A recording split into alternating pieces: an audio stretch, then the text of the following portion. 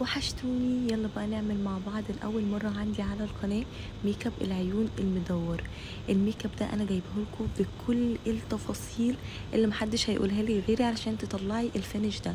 اول حاجه حطيت البيس بتاع الكونسيلر، وبعد كده دمجته بالبيوتي بلندر، وكمان ثبته باللوس باودر. بعد كده جبت الفلافي بروش دي بتاعه الدمج، طبعا انتوا عارفينها، واستخدمت اللون الوردي من الباليت اللي عندكم، وابتديت ادمج على جوه. شايفين يا بنات، انا بدمج على جوه مش بسحب الاي شادو لبره، انا جيت من الكسره بتاعه العيون ودمجت على جوه. ودلوقتي ابتديت اتقل اللون معايا واحده واحده، مش بحط اللون كله مره واحده، طبعا انتوا عارفين المعلومه دي. وببتدي اتقل اللون، شايفين بدمج من الزاويه الخارجيه وبدخل بيه على جوه. دلوقتي بقى ابتديت اغمق اصغر البروش زي ما انتوا شايفين، وغمقت الالوان. طالما هنغمق الالوان يبقى هنصغر البروش، وباخد اللون الاغمق شويه وببتدي اعمل بلند بحركات دائريه على الجفن اللي جوه زي ما انتوا شايفين كده بالظبط. وبعد كده برضو صغرت البروش، اخدت بلندنج بروش، وابتديت اخد اللون اللي هو على موف غامق ده، حاجة بسيطة منه، وابتديت اغمق عندي الكسرة بتاعة العيون. انا كده غمقت الكسرة بتاعتي، بستخدم نفس البروش الاولى اللي انا استخدمتها، وببتدي بقى ادمج الاطراف كلها مع بعض.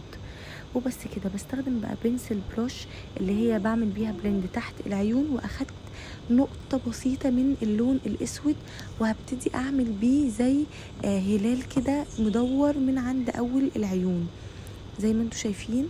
انا اخدت وعملت دوران كده من عند اول الكسرة بتاعت العيون، ووقفت عند النص ما كملتوش لحد الزاوية بتاعت العيون من عند الكورنر. بعد ما حطيته ببتدي اعمل له بلند الخط بطريقة بسيطة خالص زي ما انتوا شايفين. انا بعمل بلند بنفس البروش اللي انا استخدمتها اللي هي البنسل بروش، ببتدي عند الخط واعمل بلند حركات دائرية لجوه في نفس المكان بتاعي. شايفين انا مقربه لكم الكاميرا علشان تشوفوا كل التفاصيل بتاعته بتبقى عامله ازاي. ممكن وانتي بتعملي بلند للون الاسود تاخدي نقطه من اللون اللي هو البني الفاتح علشان يسهل معاكي الدمج زي ما انتوا شايفين كده. شايفين انا كل اللي انا بعمله عند الخط، ولا بطلع ولا بنزل. لما بتعملي بلند هو بيديكي التمويهه الحلوه قوي دي. وبس كده، هي دي تكون التريك اللي انت بتعمليها علشان تطلعي الاي شادو دوران بالشكل ده.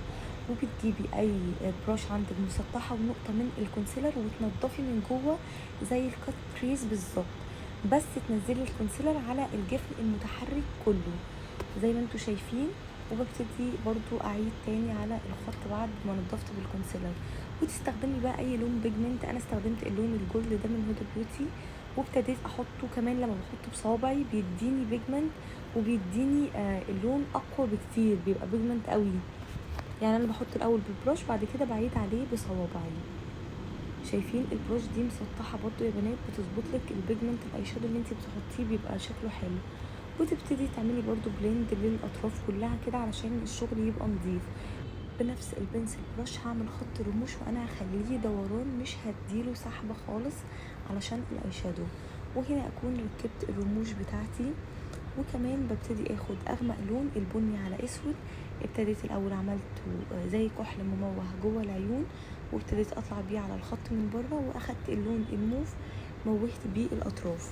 ودلوقتي بعمل الكونتور بتاع النوز، وكمان هبتدي احط البلاشر والاضاءه وكل بقى الحاجات اللي انا عملتها لكم قبل كده وانتوا عارفينها.